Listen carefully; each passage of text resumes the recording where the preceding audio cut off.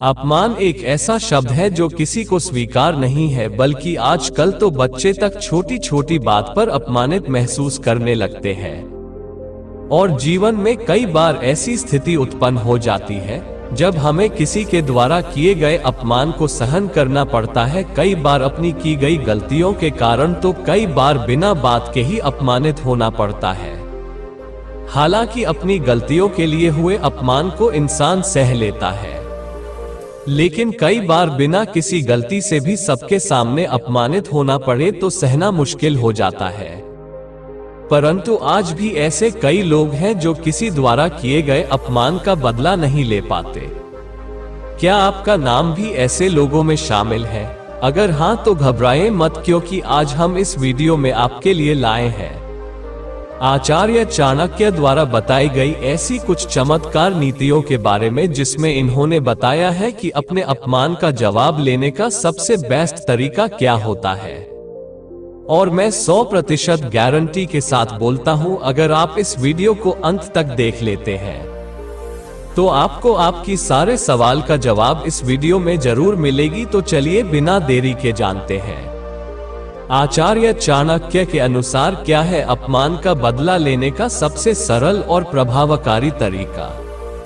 Number 1, जब कोई आपका अपमान करे तो उसे उसकी भाषा में जवाब नहीं देना चाहिए।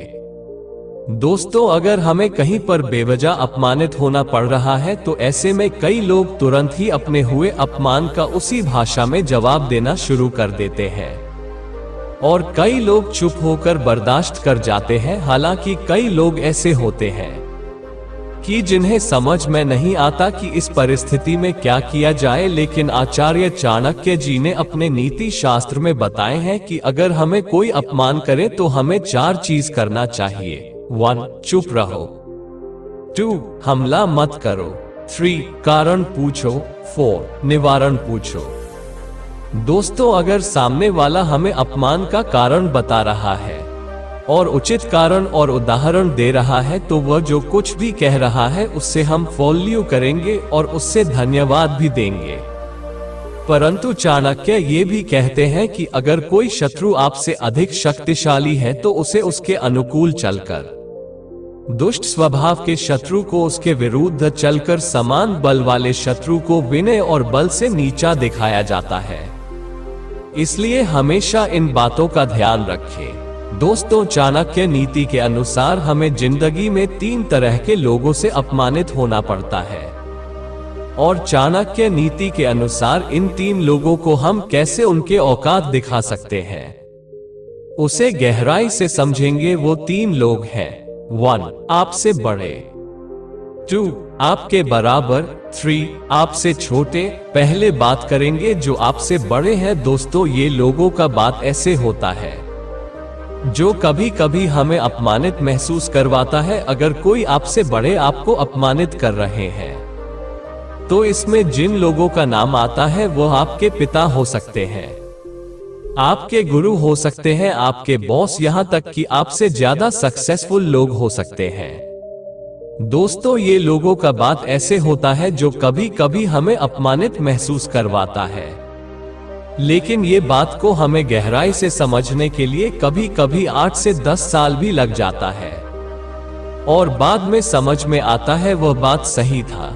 इसलिए दोस्तों, इस तरह की लोगों को नीचा दिखाने की बात तो आप अपने दिमाग से हटा दीजिए, और ऐसे लोगों से ऊंची आवाज से बात तक भी नहीं करनी चाहिए। नंबर 2, आपके बराबर के लोग। दोस्तों, इन लोगों के श्रेणी में आपका कोई दोस्त, कलीग और रिश्तेदार भी हो सकते हैं।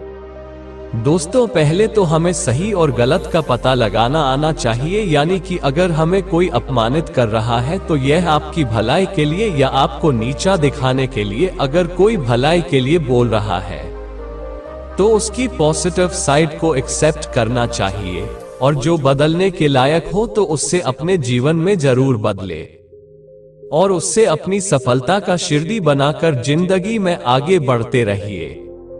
लेकिन अगर कोई आपको नीचा दिखाने की कोशिश में आपको अपमानित कर रहा है तो उनसे बदला लेने का 4 नीति के बारे में आचार्य चाणक्य बताए हैं। दोस्तों जो तीसरा पॉइंट है वो सबसे जबरदस्त है। नंबर 3, मानसिक संतुलन। दोस्तों मान के चलिए सामने वाले ने आपको कोई डूबती हुई बात कह दी और आप एकदम से गुस्से में आ जाएंगे और मानसिक संतुलन हरा के कोई ना कोई बात जरूर कह दोगे, बाद में जाकर पछताना पड़ सकता है। इसीलिए अगर आप किसी को वाकई में नीचा दिखाना चाहते हो तो धीरज रखिए। अगर आप धीरज रखेंगे तो ज्यादा समय लगेगा तो सही, लेकिन आप सामने वाले को गहरा जवाब दे पाओगे। वजह इसके आप उसी समय जो नंबर 4, मुंह में आए वह बगदी वाणी संयम। दोस्तों इसमें सामने वालों को नीचा दिखाते समय आप उसके परिवार के बारे में कुछ अपशब्दजनक बात या माँ बहन के बारे में कुछ आपत्तिजनक बात या गालियां नहीं देनी चाहिए। नंबर 5, उपलब्ध। दोस्तों इसमें भी 2 पॉइंट आते हैं। 1, ऊंचा दिखाकर नीचा दिखाना। 2, नीचा दिखाकर ऊंचा दिखाना। दोस्तों पहले हम जानेंगे ऊंचा दिखाकर नीचा दिखाने का तारीख का। चलिए एक उदाहरण के माध्यम से समझते हैं। मानो कि आपका कोई दोस्त आपको नीचा दिखाने के लिए ये बोल रहा है कि तू पढ़ाई में मेरे से बहुत पीछे है, तू ये खाने से तेरा बुद्धि बढ़ जाएगी, वह करने से तू क्लास में टॉप करेगा, अगर यह सब करने से भी तेरा पढ़ाई अच्छा नहीं हो रहा है तो तू एक करना कि आपने पढ़ाई छोड़ देना। ये स्थान पर पहला तरीका होता है ऊंचा दिखाकर नीचा दिखाना। तो आप उन्हें ये कह सकते हो कि भाई तुम एकदम सही कह रहे हो, तुम बहुत अच्छा पढ़ाई कर रहे हो और आपके परिवार में भी सभी क्लास में टॉप किए होंगे और मेरे ख्याल से सब लोग ऊंचे ऊंचे पद पर भी होंगे और सबके सब लोग करोड़पति और अरबपति होंगे। तुम और तुम्हारे परिवार के लोगों को जिंदगी में आगे बढ़ने के लिए किसी काबिलियत और मेहनत की जरूरत नहीं पड़ती होगी।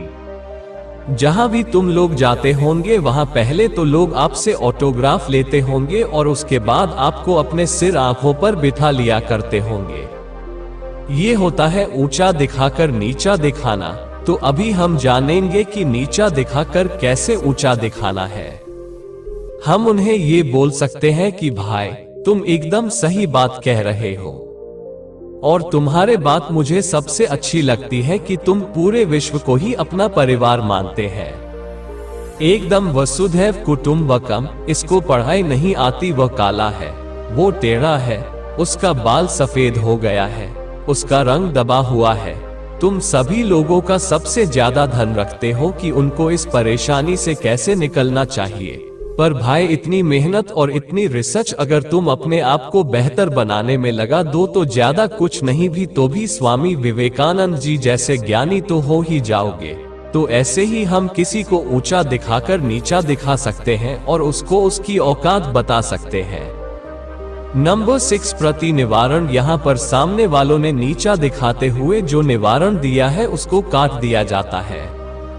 यानी अगर ऐसा करने से वाकई में वैसा ही होता है तो तुमने खुद ऐसा क्यों नहीं कर दिया। 1, आपसे छोटे। दोस्तों यहाँ पर सवाल आता है कि ऐसे हो भी कैसे सकता है। जो भी आपसे छोटे और उम्र कम है भला वो आपको नीचा दिखाने की कोशिश भी कैसे करेंगे। इन लोगों को आप ऐसे समझिए कि जो लोग अपने जिंदगी में कुछ बड़ा हासिल नहीं कर पाते हैं और जो उनको जिंदगी में मिला है उसको लेकर उनके अंदर वह ग्रैटिट्यूड नहीं है, खुशी नहीं। और जो लोग अपने नजर में गिरे हुए होते हैं अक्सर वही लोगों को सभी में कमियां नजर आती हैं। ये लोग ऐसे अपमानित करते हैं कि अगर आप थोड़े हेल्दी हो तो वह ये बोलेंगे कि आप ज्यादा मोटा हो गए हो। अगर आप 6 महीने में फिट हो उनके सामने जाओगे वह लोग फिर भी आपसे कुछ ना कुछ कमियां निकल ही देंगे। दोस्तों ये लोग अगर आपको अपमानित करें तो इन लोगों से कुछ सवाल पूछनी है कि वह आपको जिस चीज को लेकर अपमानित किए हैं उसके ऊपर 5 बार क्यों का सवाल और 5 बार कैसा का सवाल, यानी कि यह ऐसा है तो क्यों है, इसको कैसे सही किया जा सकता है। दोस्तों इन सवालों के माध्यम से आप भले ही मैं 2 मिनट में उसको अपनी औकात दिखा सकते हो, फिर भी सामने वालों को कभी औकात दिखाना नहीं चाहिए, सिर्फ आईना दिखाकर चुप हो जाना चाहिए। चाणक्य कहते हैं बदबू केवल सड़े हुए फूलों से आती है क्योंकि खिले हुए फूल हमेशा खुशबू फैलाते हैं। आचार्य चाणक्य कहते हैं कि अगर बदबू फैलाने वाले सड़े हुए फूलों के पास हम जाएंगे तो हमें बदबू ही मिलेंगे। इसी तरह जो इंसान दूसरों का अपमान करता है, ऐसे लोगों की सोच बहुत ही छोटी होती है। इस कारण ऐसे लोग जीवन में कभी कामयाब नहीं हो पाते हैं।